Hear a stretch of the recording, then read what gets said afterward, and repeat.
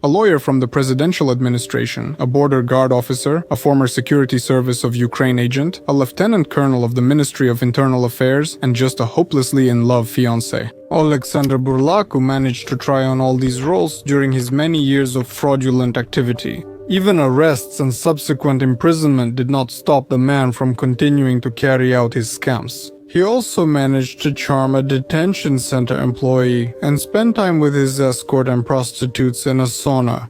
So, this will be an interesting story, dear ones, so make yourselves comfortable, one way or another. It's terrible. Subtitle creator Olya Alexander Burlaku was born in 1986 in Moldova. When and why the man decided to tie his life to crime is unknown. His biography can be traced more or less accurately starting from 2012, not earlier. As the publication Fakti notes, citing its own sources, it was that year that Alexander escaped from a Moldovan prison where he was supposed to serve a 10-year sentence for large-scale fraud. At that time, having about $50 on him, he managed to make a deal with smugglers who agreed to transport him by sea to the Odessa region. There, he contacted people who made fake driver's licenses for him as Alexander Popov and an identification for a Ministry of Internal Affairs lieutenant colonel. Having received these forged documents, Alexander began his criminal path in Ukraine. After deceiving several residents of Odessa, the man got, let's say, some starting capital, thanks to which he rented a presentable car and began traveling around Ukrainian cities, making money off trusting citizens.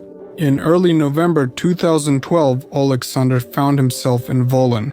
At a local market, he bought a border guard uniform with shoulder straps and began searching for victims. Soon the man went to the village of Novostov, where he met a local resident and introduced himself as an employee of the Ukrainian Border Guard Service. The exact circumstances of how they met are unknown, but it is known that the men soon became friends. They kept in touch for several weeks. One day, the new acquaintance invited Alexander to visit him. At this meeting, the man, who had no idea that he had actually let a fraudster into his life, planned to introduce Alexander to two of his friends. At the gathering, the con artist claimed he was an inspector-curator for the western regions of the State Customs Service of Ukraine.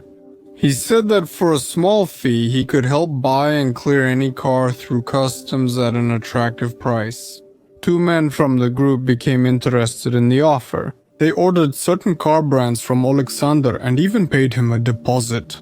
Of course, Alexander had neither the ability nor the intention to actually help the men. Nevertheless, he kept taking advance payments from them for his services, coming up with new reasons each time. You know, there's still something else to do, something to sign, I need a little more cash. In short, in about a month, the scammer managed to enrich himself at the expense of his trusting friends. For a total amount of 95,000 hryvnias, but Alexander, you see, was multitasking. At the same time, he was carrying out another scam. So in November-December of the same 2012, he visited Lutsk several times, where he met a woman, and literally just a few days after meeting, she fell in love with him, the scammer, and invited him to live with her.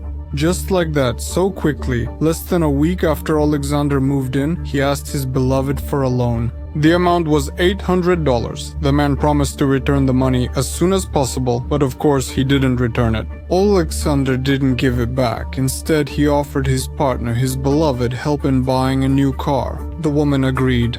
At the end of December, not without Alexander's help, she sold her old car, and all the money from the sale, which was about $13,000, she gave to the scammer so that he could add his own and buy her a new car. Alexander took his beloved to the dealership several times so she could choose a car she liked. When the woman chose a brand, the scammer claimed he had paid and said she would get the car soon.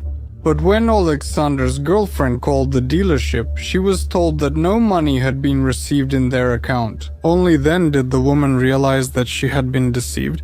But it was already too late. The scammer, taking her money with him, simply disappeared. A similar scheme was pulled off by Alexander again in February of the following year. He promised to help another Lutsk resident buy a car. The woman gave him $1,000, and the man vanished into thin air, just like that.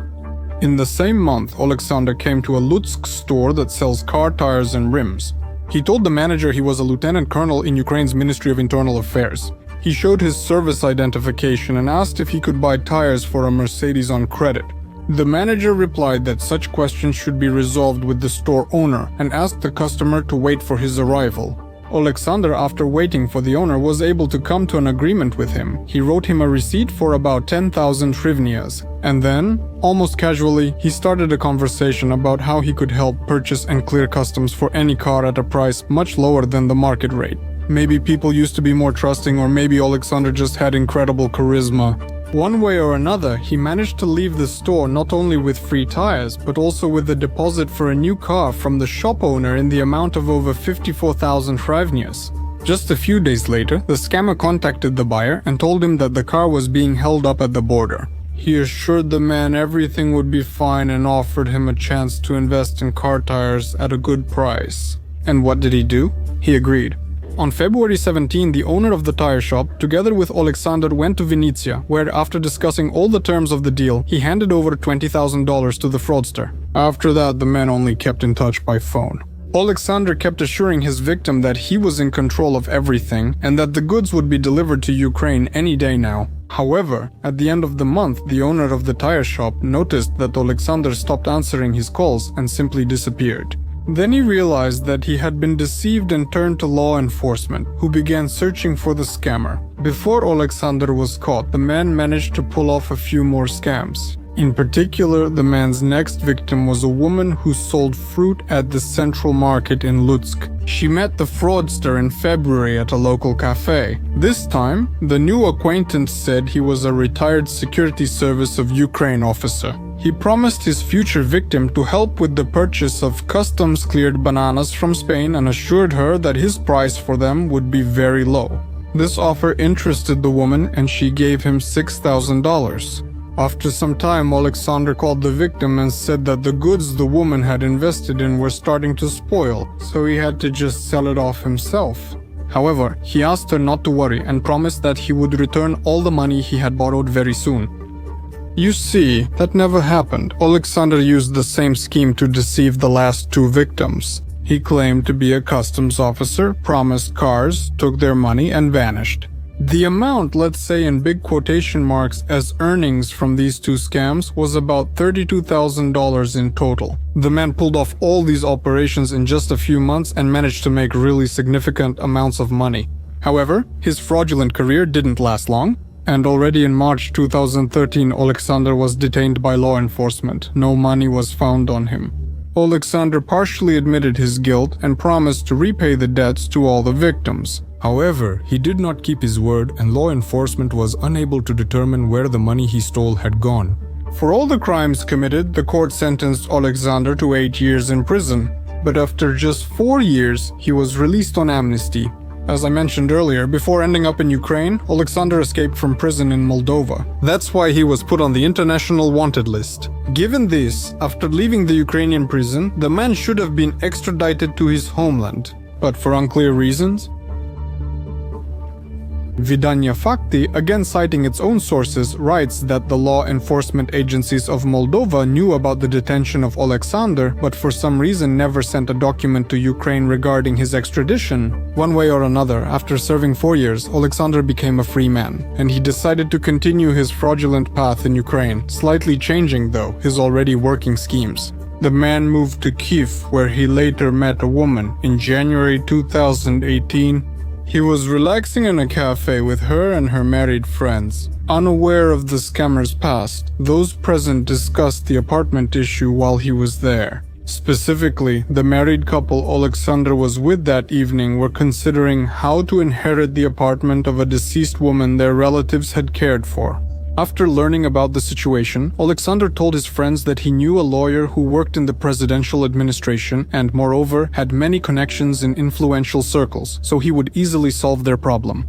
But of course, not for free. Alexander's friends didn't even try to find out if the man was telling the truth and immediately agreed to his offer. At first, he received $400 for his services, not much. But just a few days later, he called the couple and said he needed 66,000 hryvnias, well, to prepare the documents for registering the ownership rights to the apartment they planned to get. The couple couldn't find that much money right away, so they gradually paid the scammer part of the amount. At the beginning of February, Alexander needed money again for some minor expenses. In total, in less than a month, he scammed the couple out of 74,000 hryvnias. After that, guess what he did? Well, he just disappeared from their lives and started a new scam. On February 17, 2018, Alexander Burlak met a girl named Tetiana on a dating site. That's a pseudonym since the victims' names aren't disclosed. Alexander invited Tetiana on a date. During the meeting, the scammer told the girl he was a lawyer in the president's administration. The couple went on a few more dates, and during one of them, Tetiana confessed to Alexander that she was planning to open an optical store soon and was currently looking for a suitable location. Of course, Alexander immediately offered his help. He even had acquaintances in Europe who were selling the best equipment for optical stores, the best in the world and at the most attractive prices. In addition, the man promised to use his connections in the government to quickly find a location for the future store. Well, of course not for free. At first he asked the girl for 12,500 hryvnias, which Tetiana transferred to his card the same day. It wasn't his card, it was his friend's, who also didn't know his friend was a scammer. Just a few hours later, Alexander called Tetiana and told her that he had been in a car accident. He said that he urgently needed money. That's how he got another 13,000 hryvnias. That same day, he convinced a friend who got Tetiana's money on his card to buy Alexander a new phone with it. So that Tetiana wouldn't get suspicious, Alexander lied to her a few days later about finding the perfect place for the store. However, he said that it needed to be privatized, and for that, additional funds were required, specifically 15,000 hryvnias. Tetiana didn't have that amount anymore, so she went and took out a loan for 27,000 hryvnias. She gave all this money to Alexander. Interestingly, Tetiana gave most of the money to Shakray practically on the third day after they met. And just 10 days later, Alexander was able, let's say, to get a total of 42,500 from her. A few weeks after they met, Tetiana and Alexander had already become a couple and even started living together. The man assured the girl that he had very serious intentions toward her and even proposed to her. But the wedding never happened. In March, Shakray told his partner a made-up story about his sick father and asked to borrow another $3,000 on top of the previously mentioned amount. The girl found some money and gave it to him. Tetiana also introduced Alexander to her father, who became a victim too. With him, the scammer acted according to his scheme, which he had already tested back in 2013. He promised to bring a car from abroad, received a deposit, and then kept coming up with excuses and new reasons why he needed more money to sort everything out.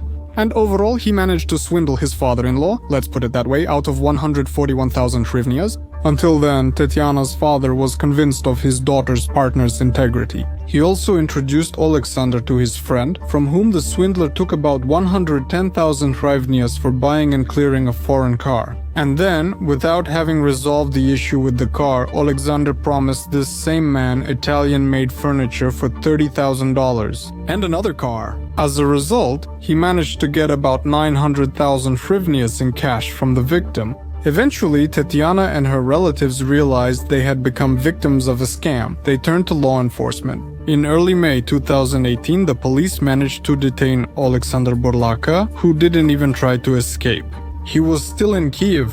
It then became known that the scammer had about 10 victims like Tetiana, and possibly even more. He met all of them on websites and promised them serious relationships and a quick marriage. Not all the women, after realizing they were deceived, agreed to file a complaint against their offender.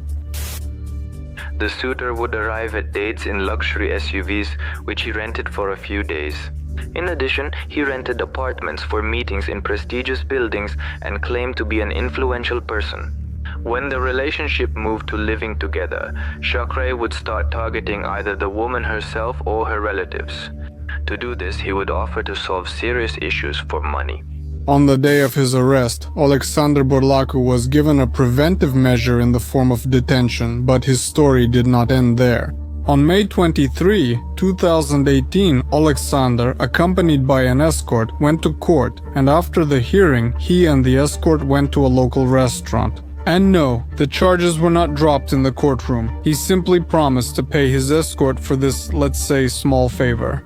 After hanging out at the cafe where Alexander and the law enforcement officers drank alcoholic beverages, they went together to a sauna. On the way, they paid for, let's say, intimate services, and at the bathhouse, they went to separate rooms to actually receive these services. While the escort was spending time with a woman, Burlaku left the sauna and escaped in an unknown direction. The escort testified he was unaware of Alexander's escape plan. Realizing in the bathhouse that the prisoner was missing, he reported it to the police himself. According to the law enforcement officer, the day before the escape, Burlaku tried to gain his trust.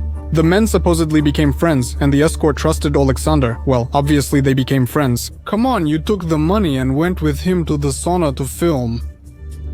People. The law enforcement officer agreed to take the prisoner to the sauna for just $200. However, instead, the escort received a prison sentence of up to 5 years for his actions. Later, it was shortened to 3 years. But let's get back to the hero, so to speak, of this story and his escape. When law enforcement found out about it, they immediately started searching. All units of the capital's police joined them, and information about Burlaka was sent to other regions. They detained the man the next day while he was hiding in a rented apartment in Troyes, China. The man was taken into custody. He admitted his guilt, and in April 2021, Alexander Burlaku was sentenced to 6 years in prison for escape with confiscation of property. However, that's not all. By May that year, press headlines had already started appearing. In Kyiv, a marriage fraudster who deceived women out of 1.5 million hryvnias charmed them. The articles reported that a Lukyanivska detention center employee gave Alexander special prison conditions and a mobile phone, allowing him to continue his fraudulent activities while incarcerated. According to the investigation materials, a junior inspector of the second category from the Regime and Security Department of the state institution, the Kyiv Pre-Trial Detention Center, agreed to provide one of the inmates and his cellmates with more comfortable conditions in the detention center for a monetary reward, as well as to deliver prohibited items, namely alcoholic beverages, mobile phones, chargers for them, SIM cards, and so on. For these, let's say, services, the employee received bank transfers from Alexander ranging from 6,000 to 15,000 hryvnias each month throughout 2019. During this period, the woman earned over 160,000 hryvnias this way. The capital's prosecutor's office spokesperson said Alexander kept deceiving women with help from a detention center employee. While being held in the detention center and having legal access to mobile communication, the man continued to meet women online. In 2019, the fraudster managed to deceive 5 more victims from the detention center and take possession of their money and property totaling 1,300,000 hryvnias. The trial in this case took place in July 2021. Burlaku was ordered to pay a fine of 17,000 hryvnias. However, based on Part 4 of Article 70 of the Criminal Code of Ukraine, according to which a less severe sentence is absorbed by a more severe one, which Burlaku had already received earlier for fraud and escape from custody, the court decided that Alexander would not pay the fine and would serve 6 years in prison, as provided by his previous sentence. Considering that the man was detained back in 2018, he is most likely already free, darling. So please be careful, and thank you for watching this video until the very end. You are the best. Thank you. See you in the next video. You can also watch these. That's it, I'm off.